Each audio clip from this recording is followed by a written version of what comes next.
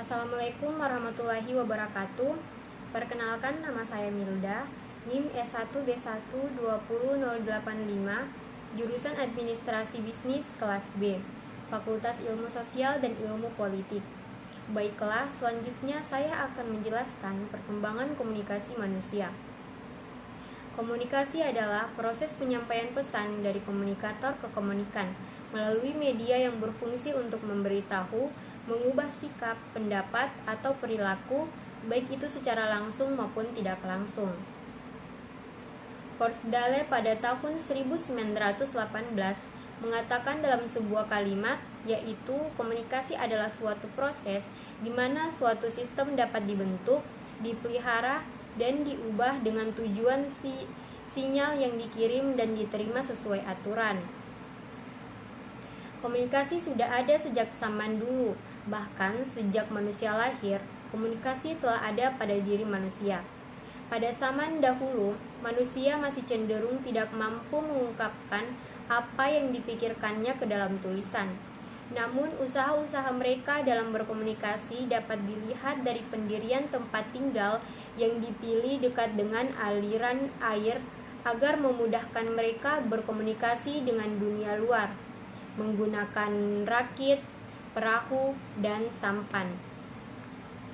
Komunikasi pun berkembang dengan menggunakan simbol-simbol seperti menggunakan asap dari pembakaran, batu yang disusun, dan bahkan berteriak dari satu bukit ke bukit yang lain.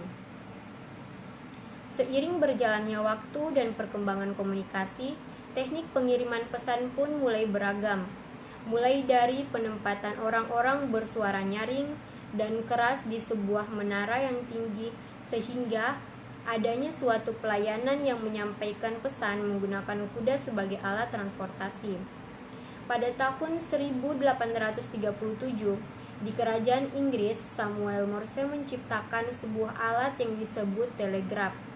Telegraf ini memiliki kemampuan transmisi informasi yang cepat dan memastikan kerahasiaan kode dan perlindungan.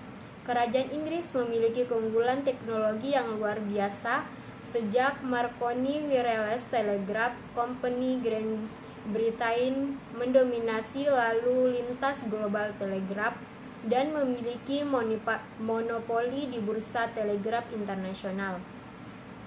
Pada saat itu, ada 5 kantor berita internasional yang memiliki peran penting dalam aliran berita dunia, yaitu Reuters, AP, UPI, AFP, dan TASS-AP. Sekitar abad ke-19, komunikasi kembali berkembang dengan adanya radio. Negara-negara yang mulai memahami pentingnya memperluas komunikasi, mulai sadar dan melakukan inovasi berupa strategi komunikasi melalui radio. Pada tahun 1901, salah satu pengguna awal radio adalah para maritim yang menggunakan radio untuk mengirimkan pesan telegraf. Termaksud Angkatan Laut Jepang yang memata-matai armada Rusia saat Perang Tsushima. Pada tahun 1902, negara-negara barat yang pertama memahami adanya implikasi strategi komunikasi radio setelah transmisi suara pertama manusia. Ada 2 jenis siaran radio nasional berbeda yang muncul di Amerika Serikat, radio ACT of 1927 mengabadikan statusnya sebagai perusahaan komersial didanai oleh iklan. Sementara British Broadcasting Corporation atau BBC didirikan pada tahun 1927 sebagai lembaga nirlaba memonopoli penyampaian publik, menyediakan model untuk beberapa negara Eropa dan persemakmuran yang lain. Dibentuknya The Federal Radio Commission untuk membawa perubahan tatanan gelombang udara dan 2 tahun setelah Perang Dunia II.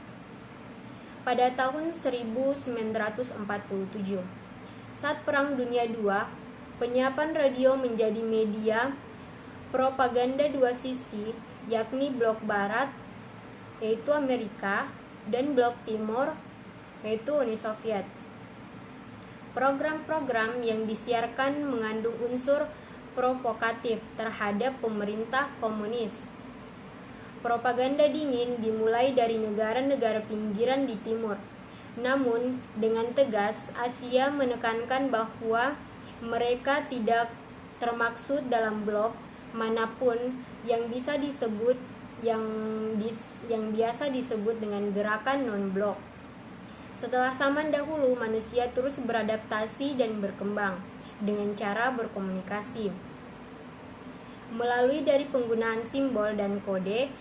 Hingga saat ini dengan adanya media massa dan jaringan internet yang semakin memudahkan manusia dalam berkomunikasi yang tidak terbatas dalam ruang maupun waktu. Sekian dari saya. Wabillahi taufiq wal hidayah. Wassalamualaikum warahmatullahi wabarakatuh.